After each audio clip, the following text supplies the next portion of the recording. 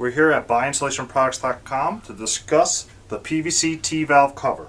As you can see, this is a one-piece molded fitting cover that when curled will create the shape of a T or valve cover. The through pipe will be open on both sides, and the top part will be a reducer blank cover that can be cut out to reduce to the smaller diameter pipe insulation.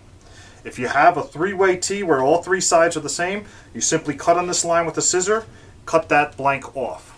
Now here we have a 1-inch pipe reducing to a 3/4 inch T.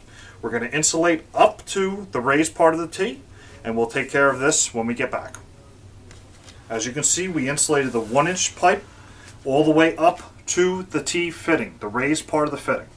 We also insulated the 3/4 inch riser up to the top part of the fitting, leaving this raised part exposed, which we're going to insulate with the T cover. The next step is cutting out the reduction part of the T header. Now we have a scrap piece of the 3/4 by 1, which we can line up, and as you can see, that matches the first line right here. So it kind of makes it easy cutting out this part.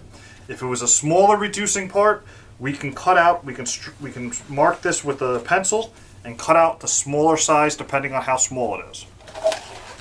Now simply take your scissor and cut out this line on both sides. Okay, we're done cutting out the blanks on both parts of the T, so now we have a three-way T with 3 openings. I like to put the PVC king tacks on the one side ahead of time. It makes life a little bit easier during the install. Now, each PVC fitting cover will come with the fiberglass blanket. This is the most important part. This is the thermal value of the T cover.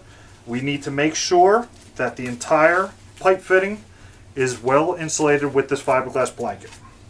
You don't want any air gaps. So simply squish it on there any way. It doesn't have to look pretty. That's what this T cover is for. Now, simply close it. Make sure you line it up. You want to make sure that you take your time with these and do one side at a time to make sure it fits properly. So we got the one side. I'm going to go over here to the next side and put it in. Now we press our final king tack in place. Now we have a nice, neat appearance. On larger T-valve covers, we're going to want to put 2 more of those king tacks right here at the top to make sure that the T cover stays in place. Now you can visit us at buyInsulationProductsStore.com for more details and for more instructional videos.